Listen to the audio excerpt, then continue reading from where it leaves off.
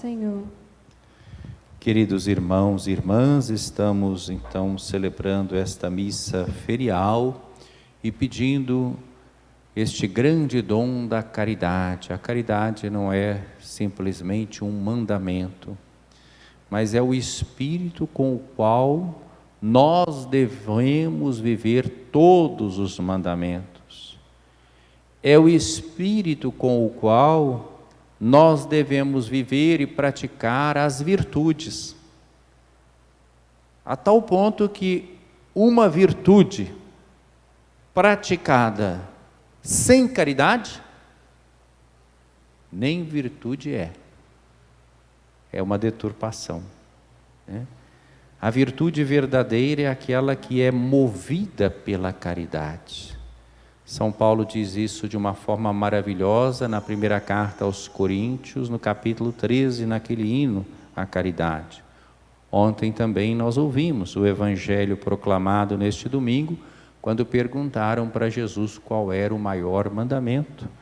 E ele foi direto citando o livro do Deuteronômio e o Levítico. Amarás o Senhor teu Deus de todo o teu coração, com toda a tua alma, com toda a tua vontade. O segundo é semelhante, amarás o teu próximo como a ti mesmo. Destes dois mandamentos dependem toda a lei e os profetas. E hoje nós ouvimos na carta aos Efésios essa exortação, já estamos na parte parenética da carta, exortativa, em que o autor da carta diz: sede bons uns para com os outros. Essa devia ser a característica nossa, do cristão, do discípulo de Jesus. Sermos bons uns para com os outros. Sede compassivos. Perdoai-vos mutuamente, como Deus vos perdoou por meio de Cristo. Sede imitadores de Deus, como filhos que Ele ama. Não há outro caminho de seguimento de Jesus, a não ser esse caminho do amor, da bondade, da compaixão, do perdão. Vivei no amor como Cristo nos amou e se entregou a si mesmo a Deus por nós, em oblação e sacrifício de suave odor. É a sua paixão, morte e ressurreição que a gente celebra em cada missa.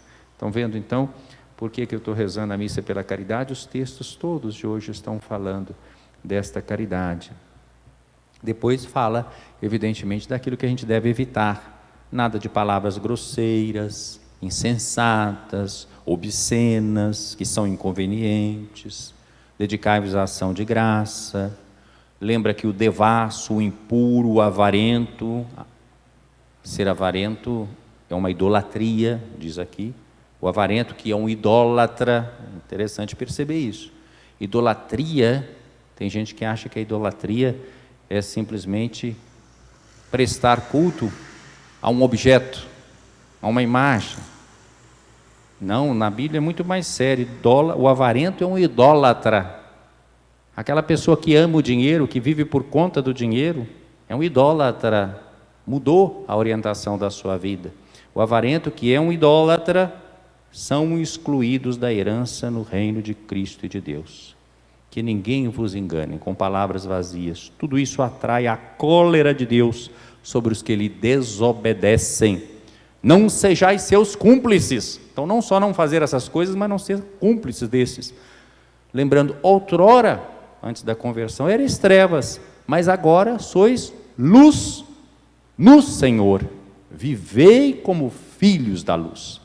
Só se vive como filho da luz quando se segue a trilha do amor.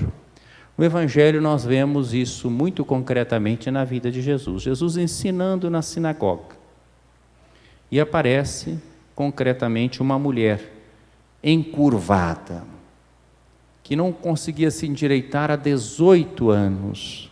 Então podemos pensar no peso de tudo isso, né? Um sofrimento de 18 anos. Essa mulher é figura de todos nós, da humanidade encurvada. A humanidade sofrida com o pecado. Ela estava com um espírito que a tornava doente. E aí Jesus oferece a ela a cura e usa essa expressão: mulher, estás livre da tua doença. E colocando as mãos sobre ela, ela imediatamente se endireitou e começou a louvar a Deus. Veja que a cura levou ao louvor de Deus. Ora, olha o comportamento do chefe da sinagoga. Uma pessoa religiosa, né?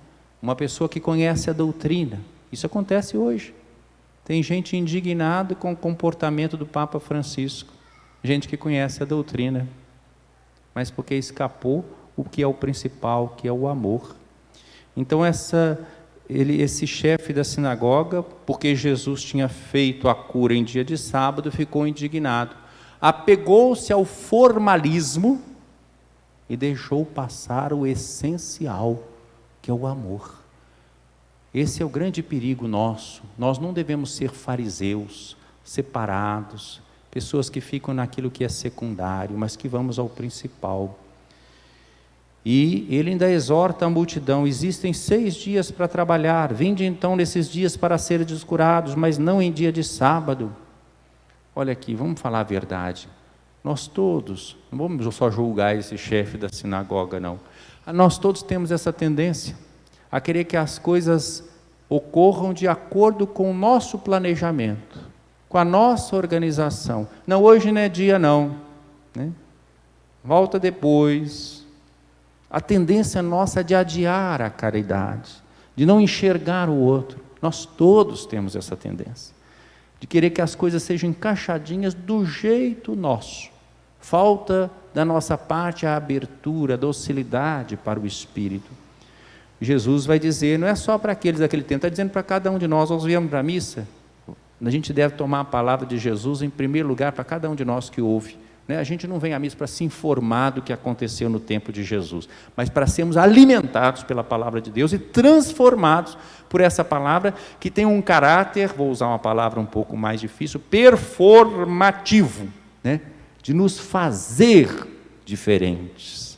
A palavra de Deus, ela é performativa, ela deve nos fazer cristoformes, assumir a forma do Cristo, ser aquilo que disse a primeira leitura: bons, compassivos.